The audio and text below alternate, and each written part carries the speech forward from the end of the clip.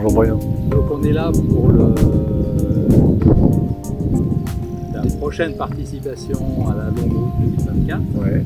Est-ce que tu peux nous parler, alors déjà parler un peu de toi, Ouais. dire un peu qui tu es. Ouais. Donc Alain, c'est en fait une grosse formation maritime, un gros parcours maritime, que ce soit par passion de bateau. En fait, j'ai appris à faire de la voile avec mon père, qui lui ne savait pas non plus. Et puis après, ça m'a mené naturellement vers des études de la marine marchande et une carrière dans la marine marchande.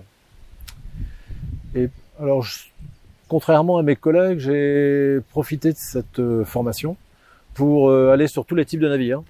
Donc le brevet que j'avais me permettait d'aller sur les plus gros navires. Donc je suis passé du porte-conteneurs, minéralier, gazier, jusque même aux bateaux de pêche en Atlantique Nord-Ouest, et même au Pérou aussi.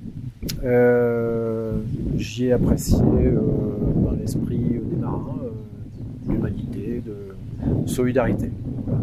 Puis après, c'était un peu embêtant de se faire toujours étiqueter comme marin, donc par son environnement. Je sais pas, bon, ça m'embêtait un peu. Je me suis dit, je vais aussi avoir une expérience à terre, et je me suis lancé donc dans des expériences professionnelles diverses et variées, donc qui m'ont amené à développer une de mes inventions, qui m'ont amené à filer du poisson, qui m'ont amené à faire du marketing. Voilà. Donc, c'est un parcours un peu polyvalent. Et sinon, en ce qui concerne la longue route, j'ai toujours aimé un petit peu quand j'étais jeune, oui. Je me suis lancé dans une aventure de 6 mois en Égypte, au Soudan et au Yémen, avec un sac à dos. Et à l'époque, il n'y avait pas de moyen de communication. Donc c'est plutôt les parents qui étaient assez inquiets. Nous, non. Et puis, j'ai fait une Transat 650. Bon, je me suis lancé dans des petits trucs comme ça. Voilà. Alors, Transat 650, ça, pour moi, c'était franchement, d'abord, une envie de faire du solitaire en bateau. Et puis de me lancer cette traversée de l'Atlantique qui reste mythique. En fait, à l'époque, pour moi, c'était ça. J'en ai retenu surtout encore un aspect humain de solidarité. C'était en fait avant tout des bons jeunes gars qui voulaient faire un truc sympa, et avec en prime l'esprit de compétition, mais c'était pas à l'époque encore bien poussé, quoi. Voilà. Donc ça me plaisait. Et ouais, une belle aventure, ouais, très très belle aventure. Ouais. Moi, je me suis acheté un bateau dès l'âge de 17 ans, donc voilà. Donc ça a été jusqu'à la Mini Transat que j'ai toujours eu un bateau. J'en faisais les croisières, les sorties le week-end, quel que soit le temps, et toujours avec des appareils de navigation sommaires, non, j'allais dire très modernes, comme le Sextant. Voilà. D'accord. Et puis donc dernièrement. J'ai voulu reprendre le pied à l'étrier, vu la retraite en fait, et je me suis un peu renseigné sur la Transat Jacques Vabre, et j'ai trouvé que c'était trop médiatique, trop technique, c'était pas pour moi en fait, et vraiment par hasard, mais un pur hasard, j'ai rencontré quelqu'un qui m'a parlé, donc Pierre-André Hugo pour pas le nommer, qui m'a parlé du défi 2018 de la longue route. Et donc, puis je me suis renseigné. Les choses ont fait que très vite, j'ai trouvé un bateau, et pas cher, et un bateau d'un architecte que je connaissais bien, Van de Staat, de renom en fait des années 65, construit par une boîte très sérieuse en Angleterre, Tillerbot. Et là, vu la forme du bateau, une quille longue, sa petitesse, 8 mètres, je me suis dit, c'est ça qu'il me faut. Et donc, 3 jours après avoir vu l'annonce, j'ai acheté le bateau. Et puis, depuis, je suis en train de le préparer. Voilà. Ouais, c'est un bateau qui est ancien, construit en 65. Donc, on change le mât, on change le gréement, on change les cadènes, et puis, on refait les œuvres vives à l'époxy. Et dans le but, que le bateau soit totalement, tout ce qu'il y a sur le bateau, ça sera passé entre mes mains, quoi. Voilà. Donc, je pense que c'est important au niveau psychologique de savoir lorsque les conditions seront pas très bonnes, parce qu'elles seront pas très bonnes à un moment donné, Bah, de savoir qu'en fait, ben, tu sais exactement, t'as confiance dans ton gréement, quoi. Voilà. Ok. Et donc, qu'est-ce qui vraiment t'a attiré sur la longue route? Bah, tout est dans le titre, hein, le défi, ça, c'est important. Bah ouais, c'est quelque chose qui sommeillait depuis longtemps, mais pas forcément quelque chose que je imaginais réaliser, enfin vouloir réaliser. Et puis c'est surtout l'esprit et d'aller à la rencontre de trucs merveilleux. Enfin la mer quelque part, c'est quelque chose de, enfin d'être bien dans cet élément. Voilà. De me faire plaisir en fait. Voilà. Et par rapport à Moitessier, tu as lu, j'imagine. Ah bah oui. Ouais. Ouais, en fait, bon, tout ça, c'est des livres qui ont bercé mon enfant. Oui. Hein, donc, bah, évidemment, c'est des livres que je relis aujourd'hui. Il y a un livre que j'ai retrouvé donc dans mon grenier là, parce que maintenant j'ai refait une bibliothèque. Et donc c'est le Navigation par gros temps d'Adler Cole. Ça, c'est superbe. Et donc, à l'époque, bon, enfin bref, c'est quelqu'un qui a eu pas mal d'expériences de mauvais temps. Et à l'époque, il n'y avait pas des bulletins météo comme aujourd'hui. Et donc, il se faisait prendre assez souvent dans des dépressions. Et il parle de son expérience, c'est pas mal. Voilà. Et donc, c'est ça. Moi, ce qui m'attire, c'est le fait de faire un truc qui me plaît, et de le sentir aussi. Voilà. Je pense que c'est important de se nourrir des retours d'expérience des autres, alors soit par les livres, ou alors, enfin par du vécu, comme Pierre-André, mais comme Joël Setten aussi, qui a fait la Vendée Globe, donc c'est pas la même chose quand même. Et donc, bah en fait, quand on voit Pierre-André, ça a l'air facile. Donc ça motive. Je pense pas que ça soit si facile que ça quand même, mais c'est beaucoup de sérénité. Et puis, si il y a des mots, des phrases en fait qui résonnent pas mal dans la tête.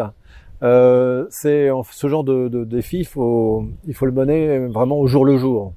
Et un peu comme j'ai fait en fait un tour de France avec un âne pendant 4 mois. Et c'est exactement ce que je ressens, c'est qu'en fait c'est un pas après un pas. Et dans ce cas-là, tout est différent. En fait, on n'est pas pressé d'arriver, on fait ce qu'on a à faire au jour où on va faire. Voilà. Et ça me va bien. Enfin, ça me résonne. Voilà. Au niveau préparation du bateau, comment hormis tout refaire, mais au niveau équipement, qu'est-ce que tu vas avoir? Alors, ça va être assez simple. Donc, grand voile, 3 riz avec un système de récupération de mer, un phoque, un génois sur un rouleur, un tourmentin, une trinquette, et puis j'hésite à prendre un spi, parce que je me dis comme ça je ferai pas de bêtises, et j'aurais pas... parce qu'un spi c'est quand même bon, une toile à manier, etc. Et donc voilà, j'hésite à prendre un spi, comme des instruments donc de communication évidemment, donc VHF c'est évident. Et puis un iridium, parce qu'en fait il y a des gens quand même qui sont à terre, il faut penser à eux et donc leur donner des nouvelles de temps en temps, pas trop quand même. Parce que ensuite, alors je dis pas trop parce qu'en fait, je pense que psychologiquement il y a des moments où on doit se demander qu'est-ce qu'on fait là, et donc avoir ses proches, les imaginer au coin du feu, etc. Je pense que psychologiquement ça doit être un peu dur. Donc voilà. Donc moyens de communication, des moyens de navigation forcément. Alors là, ça va être le minimum de minimum. Hein. Donc pour moi, le sextant c'est bien. Le GPS, forcément, j'en ai rien. Ça serait idiot de ne pas en avoir. Au niveau réception météo, je sais pas encore trop. Enfin, en tout cas, je ne recevrai pas des fichiers gris parce qu'en fait, je pense que mon bateau est trop petit et il va pas assez vite pour pouvoir éviter un système dépressionnaire. Et puis, c'est une prise de tête quand même. Donc, préparez bien la route par les pilot charts. Et puis voilà. Emmener de la nourriture, ça c'est sûr. Ça va poser un problème. Varier. et puis équilibré. Donc, et ça, je me fais entourer un peu par un nutritionniste qui m'aide là-dessus. Et puis préparation. Alors, qu'est-ce qu'on est avec moi? Ben aussi un bon moral. Alors ça, on l'a au départ. Ben oui, c'est pas du matériel, mais bon, c'est important.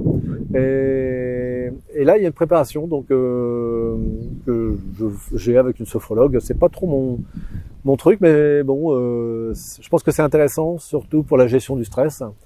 Les retours d'expérience de Pierre-André et puis d'autres m'ont fait apercevoir, m'ont fait découvrir que la troisième partie du parcours, ça va être un peu compliqué parce qu'on est pressé de rentrer, et puis parce que on aura accumulé un stress lié à la deuxième partie du parcours dans les 40e, et donc avoir un stress chronique, c'est pas terrible, enfin à moins qu'on puisse le gérer, et donc c'est un peu ça l'idée avec la sophrologie. La famille, ils me connaissent déjà, donc ils savent très bien que je suis quelqu'un qui vient pas de la montagne forcément et qui est plus attiré par la mer. Donc ils ont confiance dans je les sens comme ça, hein, confiance dans mes compétences et dans la ténacité, etc. Et puis, mais par contre, ils sont conscients aussi du danger, donc forcément, ils sont inquiets. Mais ils me le disent pas.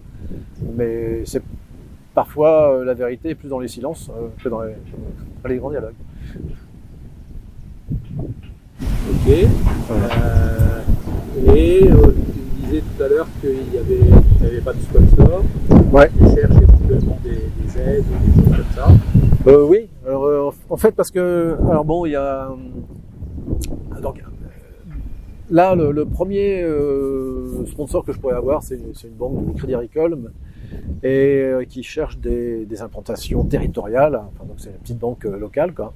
Et donc bon, c'est pas pour ça que je l'ai fait, mais là où ce qui les a attirés dans mon projet, c'est qu'en fait j'ai une volonté de transmettre un petit peu mon expérience, enfin ce que j'aurais vécu, de le transmettre aux collégiens.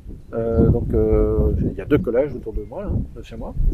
Et donc il y a une demande d'agrément au sein du rectorat pour intervenir, et ça se passerait comme ça. En fait, il y aurait 2 interventions pour préparer les collégiens à ce défi, où je leur expliquerai le bateau, la navigation, la géographie, les cartes, etc. Et puis 2 interventions qui seraient effectuées pendant que je suis pas là, par un ami qui est aussi de la marine marchande et qui viendrait leur dire où j'en suis, qu'est-ce que j'ai rencontré comme problème, comment je les ai résolus, et une dernière intervention à mon retour avec vidéo et témoignages sonores, visuels, tout ce qu'on veut, pour les faire rêver et puis peut-être pour les amener à faire la marine marchande. Il y a quand même encore du temps. Enfin, j'estime que là on est on est 1 an avant le départ, on va se dire. Hein, voilà. Donc il y a encore beaucoup de temps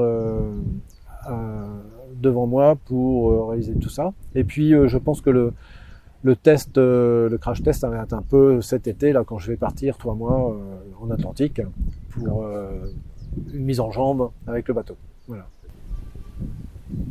Ok, écoute Alain, merci. Merci à toi.